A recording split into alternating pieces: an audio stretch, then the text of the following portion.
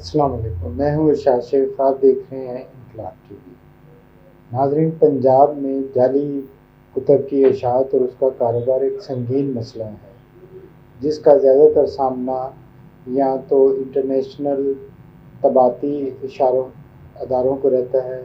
یا پھر Punjab curriculum and text book board کو ایسی صورتحال کا سامنا کرنا پڑتا ہے کہ کچھ پبلیشر جو ہیں وہ ان کی درسی کتب کے جعلی ٹائٹل چھاپ کر، جعلی درسی کتب چھاپ کر خود کروڑوں روپے کا منافع کماتے ہیں، اور پنجاب ٹیکسٹ بک بورڈ کو اس کا نقصان پہنچاتے ہیں کہ نہ رائلٹی ملتی ہے اور دوسری جانب نہ ہی بچوں کو معیاری کتب ملتی ہیں، کیونکہ ان کتب میں غیر معیاری کاغذ استعمال کیا جاتا ہے، اس کی بائنڈنگ غیر معیاری ہوتی ہے، صرف اس کا ٹائٹل سے یوں لگتا ہے کہ جیسے یہ پنجاب ٹیکسٹ بک بورڈ کی کتب ہیں۔ اس سلسلے میں بھی Punjab curriculum and text book board نے ایک بڑا قدم اٹھایا اور ایسے پرنٹنگ پریس جہاں پر ان کی درسی کتب یا تو جعلی شائع ہوتی ہیں یا ان کے ٹائٹل جعلی چھاپے جاتے ہیں،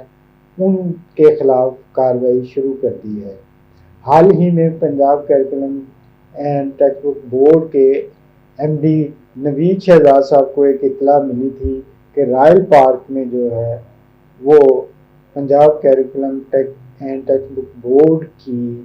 پہلی سے 12ویں جماعت تک کی درسی کتب کے ٹائٹل غیر قانونی طور پر شائع کیے جا رہے ہیں، جو بعد ازاں ان کتب پر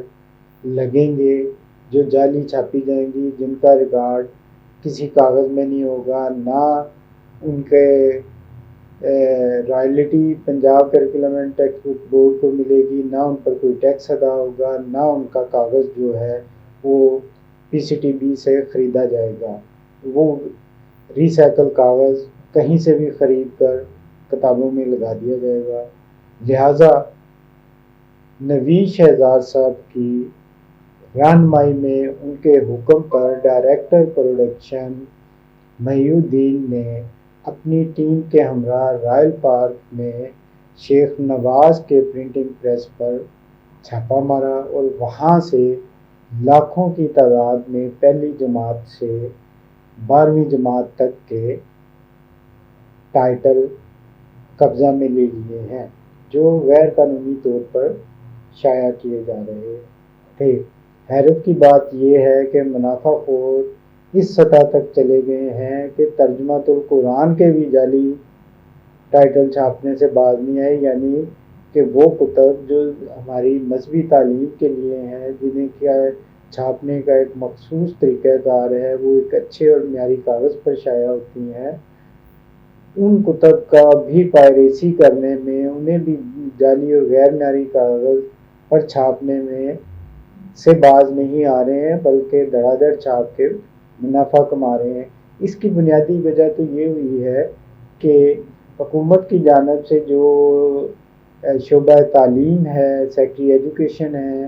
اور پی ایم آئی یو ہے، انہوں نے درسی کتب کی اشاعت کے جو آرڈر دیے ہیں وہ ضرورت سے انتہائی کم ہیں، اور جو بک بینک بنائے گئے ہیں